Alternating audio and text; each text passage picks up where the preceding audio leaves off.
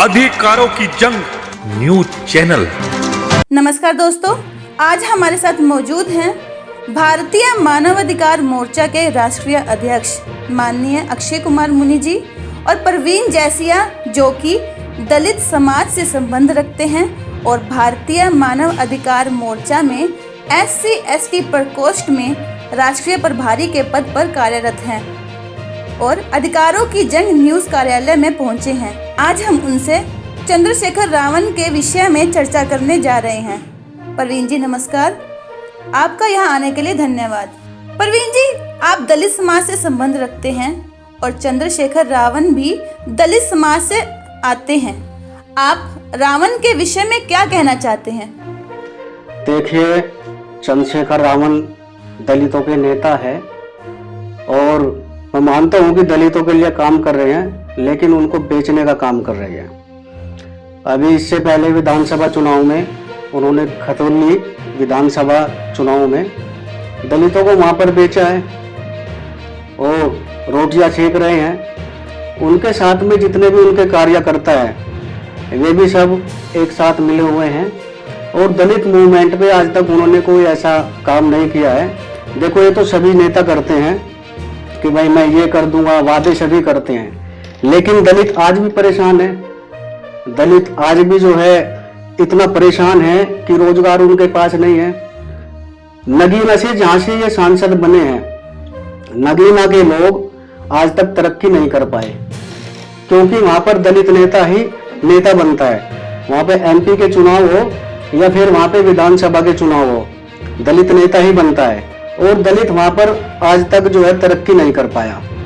मैंने देखा है उत्तराखंड में सिडकुल में जो इंडस्ट्री एरिया है, वहां पे सभी बिजनौर के लोग रहते हैं और वे वहां दूर जाकर मजदूरी करते हैं। रोजगार की वहां पे कोई व्यवस्था नहीं है नगीना में, पूरे बिजनौर में। और मैं चंद्रशेखर जी से यही अपील करता हूँ कि जिस भरोसे से, जिस काम से उन्हें ये सौंपा गया है, ये जिम्मेदारी दी है, तो उस भरोसे को निभाए। अभी आप देखिए, अभी झगड़ा हुआ था हाजी सलमान जी ने दिल्ली में, उन्होंने उन्हें फटकार लगाई क्योंकि मुस्लिम और दलितों ने उन्हें नेता बनाया है, सांसद बनाया है, लेकिन वे उस मुकाम पर नहीं पहुंचे जिस भरोसे पर उन्होंने उनको वोट दिया था और जूतापतरी हुई। देखो, यह बहुत ही गलत बात है, किसी का भरोसा नहीं तोड़ना चाहिए।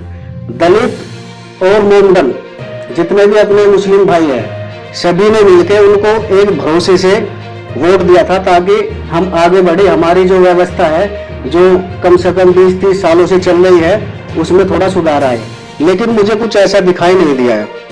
और रही बात आरक्षण की, आरक्षण में चोरी हो रही है।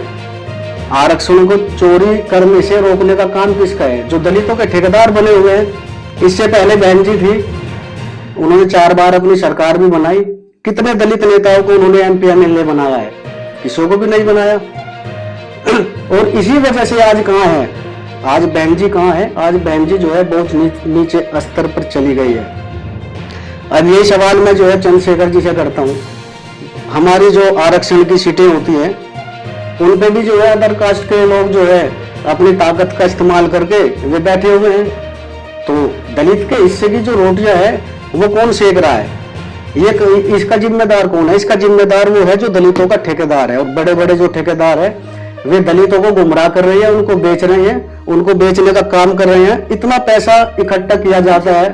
अच्छा परवीन जैसिया जी, रावण को कांग्रेस का एजेंट माना जाता है, तो इसके बारे में आप क्या कहेंगे?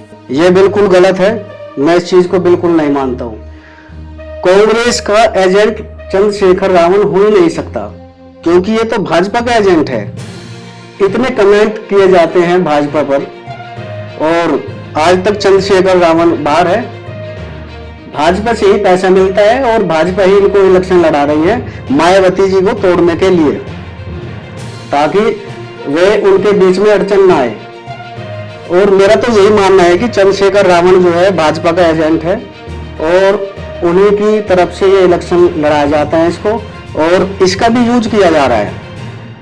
परवीन जी, MP बनने के बाद दलित क्या सोचते हैं रावण के विषय में?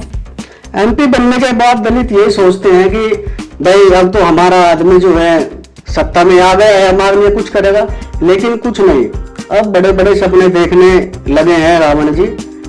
अब उनका जो सपना है, मुख्यमंत्री बनने का सपना है, और ये तभी पूरा होगा कि दलितों के लिए कुछ किया जाए, लेकिन दलितों के लिए कुछ नहीं। आज भी नगीना की जितनी जनता है, बिजनौर के जितने भी लोग परेशान हैं, अगर किसी को यकीन नहीं है तो चलो मेरे साथ उत्तराखंड सिरपुर में, सारा बिजनौर पूरा परिवार वहीं पे रहता है और वहीं पे मजदूरी करके अपनी गुजर बसर करता है। इलेक्शन आते हैं तो वहां पे जाके वोट डालने चले जाते हैं, लेकिन उनके लिए आज तक कुछ नहीं किया है।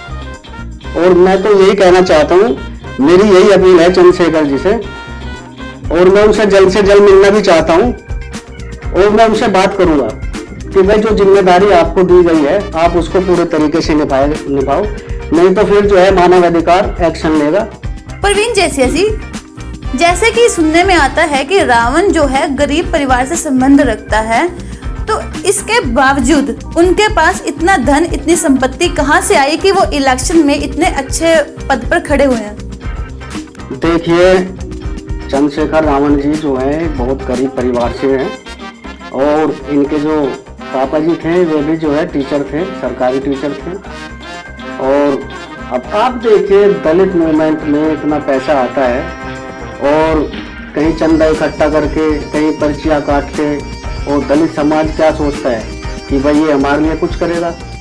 अपना सारे दिन की मेहनत मजदूरी करके उसका कुछ हिस्सा जो है चंद्रशेखर रावण जी के पास जाता है, लेकिन वो पैसा ही अपनी सुविधाओं के लिए, अपने ऐशो आराम के लिए खर्च किया जाता है।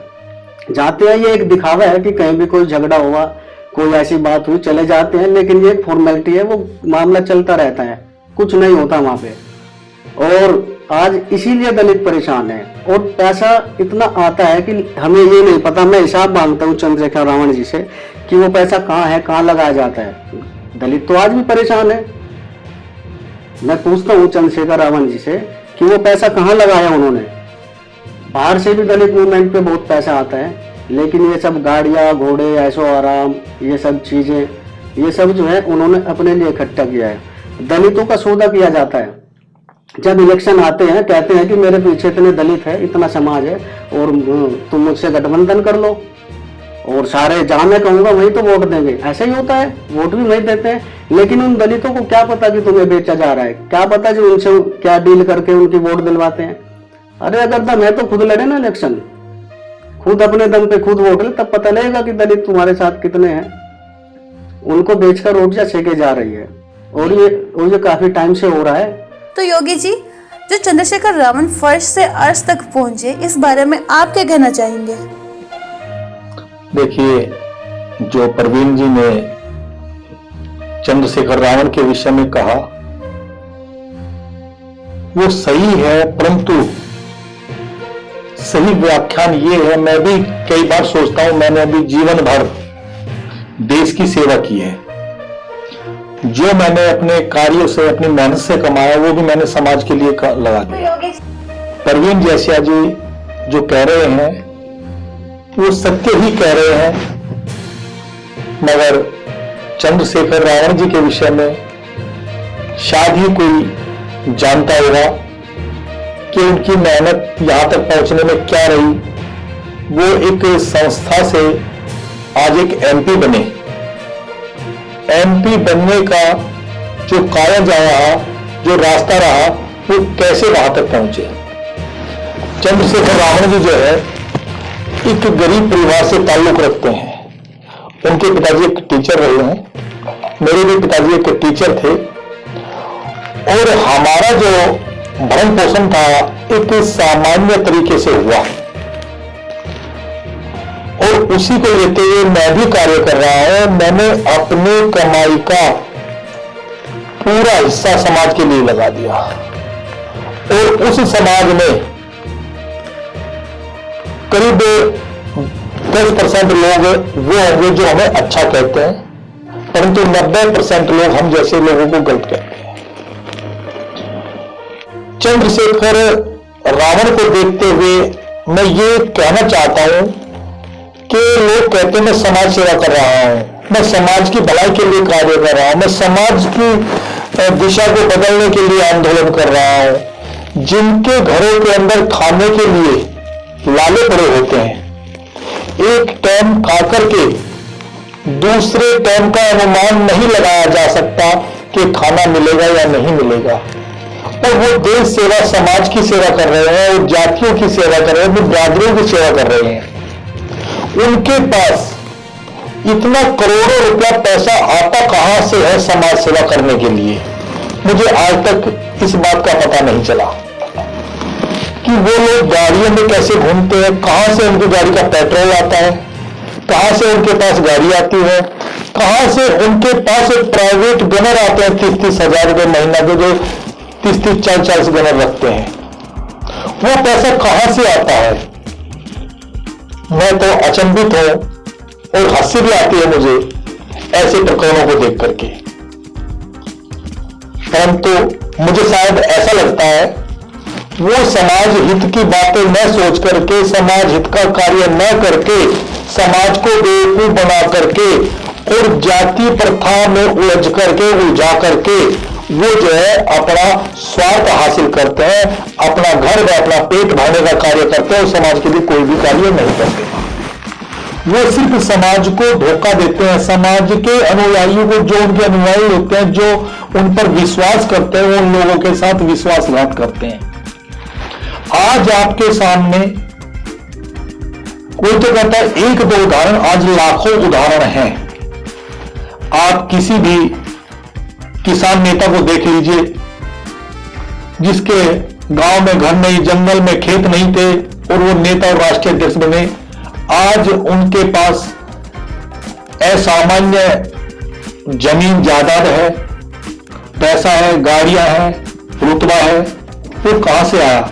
वो सिर्फ लोगों को बेवकूफ बना करके आया।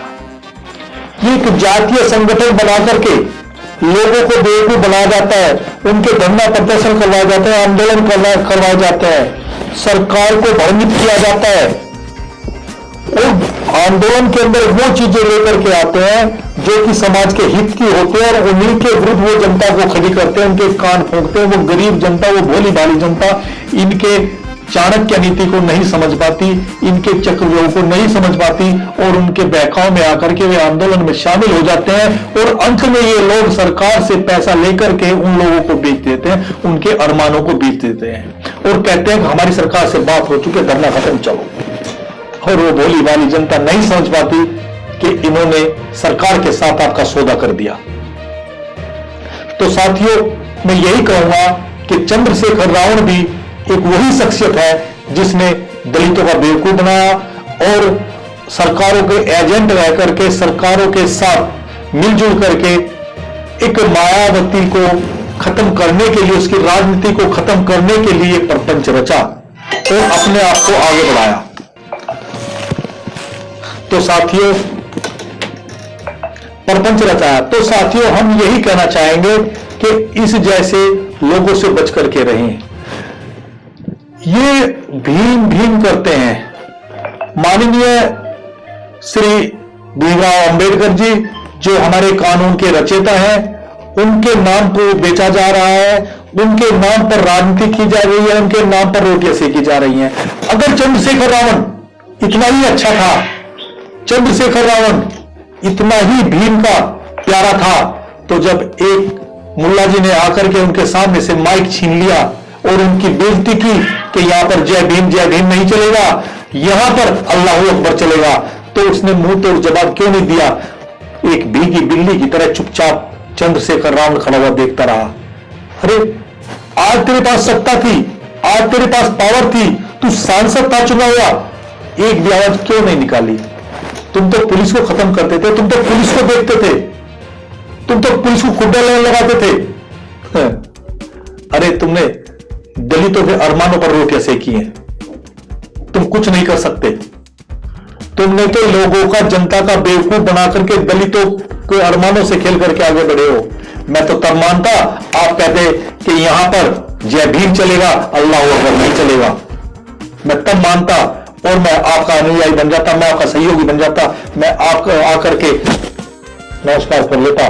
परंतु हे रावण, तू रावण का रावण ही रहा, इससे आगे नहीं बढ़ पाया, तू अरमानों से खेला है। इसका खामियाजा तुम्हें भुगतना पड़ेगा। और आज मैं कहता ही नहीं, लिख करके देता हूं, अब की बार सांसद बने, अगली बार तुम गांव के एक प्रधान भी नहीं बन सकते।